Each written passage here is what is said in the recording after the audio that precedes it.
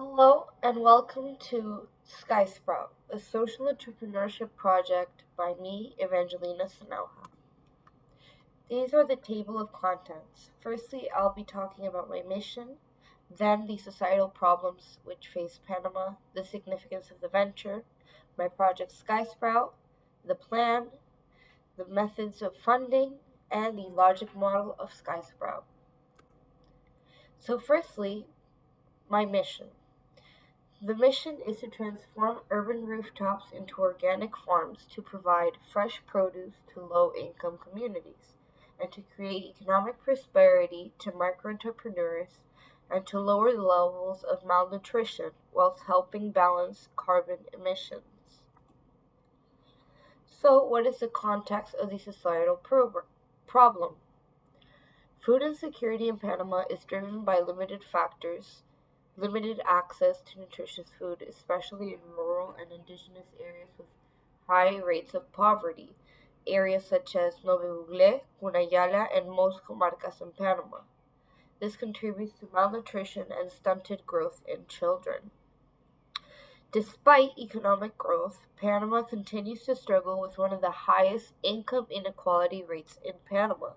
In 2022, the Gini coefficient was 50.9, indicating significant disparities in income distribution. Specifically, the richest 20% of the population held 53.5% of the income in 2023. So, what is the significance of this social venture? I've divided it into three categories, which are health impacts, economic impacts, and social impacts. Firstly, with the health impacts.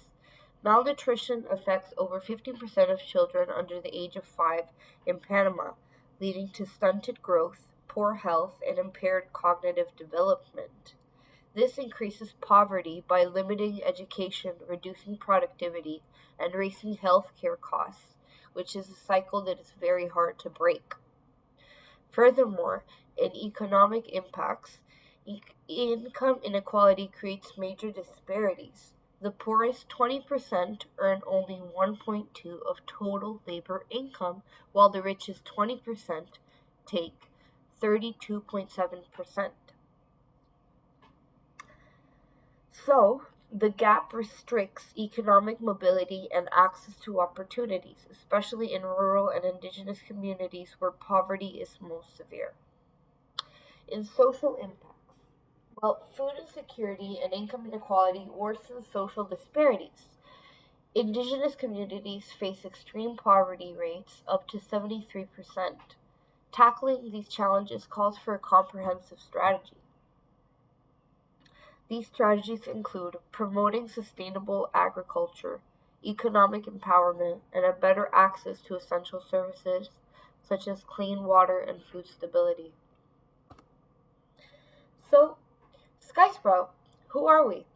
SkySprout Foundation is a nonprofit social enterprise focused on transforming urban rooftops into organic farms to support low-income communities. By installing rooftop greenhouse gardens, the foundation provides fresh produce, lowers food costs, and reduces environmental impact and improves the city's skyscape. So, what are its goals? Its mission is to enhance food security, promote sustainability, and create green jobs. This initiative also supports local economies through job creation and skill development. So, what are the benefits? The initiative offers numerous benefits. Firstly, it produces a surplus of crops for families that are dealing with poverty, boosting food security and lowering grocery costs as the vegetables and fruits they would need would be grown by them in the urban rooftops. Its low cost with long-term economic and environmental advantages, as these hydroponic systems take away carbon dioxide from the environment and are also very sustainable to maintain. It provides fresh produce for those without fertile land, especially in low-income areas. As we are using urban rooftops, they would only need the hydroponic system, which I will talk about in further slides. It's adaptable to small spaces, making it suitable for urban and indigenous communities. The hydroponics are made in small barrels, which can fit almost anywhere. It improves urban environments by enhancing greenery, air quality, and reducing heat. It also provides mental health through regular engagement with nature, which is proven to increase mental health well-being. So what is the plan? The plan is that we would provide one greenhouse tent on top of the urban roof. We would provide tools, soils, and fertilizers to grow the plants. We'd also provide 5 training sessions to ensure that the family or the micro entrepreneur can sustain the hydroponics. We'd also provide a variety of seedlings which are known to thrive in this environment, including tomato, cucumber, pepper, lettuce, amongst other. And we'd also provide 16 hydroponic barrels, which you can see are barrels that would be filled with water and small amounts of soil with holes to place the plants inside. So, what are the short term objectives? The initial objectives would be to identify target micro entrepreneurs and establish 10 hydroponic planting systems in low income communities such as Kurundu.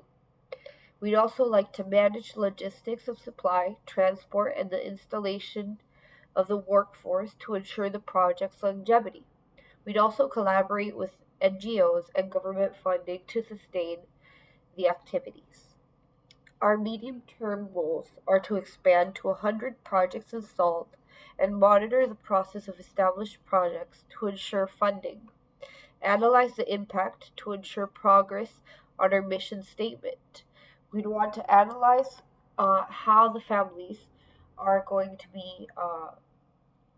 be sustaining these greenhouses and how it would uh, positively impact their situation.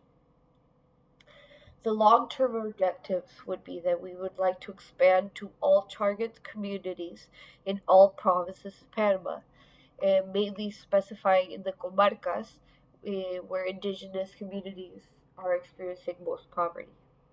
We'd like to increase funding to enable an expanding workforce and trainees to ensure the project's longevity. We'd also like to inspire others to establish our mission worldwide by displaying our victories in overcoming food insecurity and economic instability. This plan could also work in other countries that are facing problems with poverty and food insecurity, such as Panama. And we'd love to see this project go worldwide. So, what is our funding? Okay, so for funding, we've chosen these organizations, which are the MIDA, the SIDA, and the FAO. The MIDA focuses on agricultural policy, food security, and rural development in Panama. The SIDA, a Swedish government agency, works globally to reduce poverty and oppression. The FAO, a UN agency, leads efforts to end hunger and promote sustainable agriculture.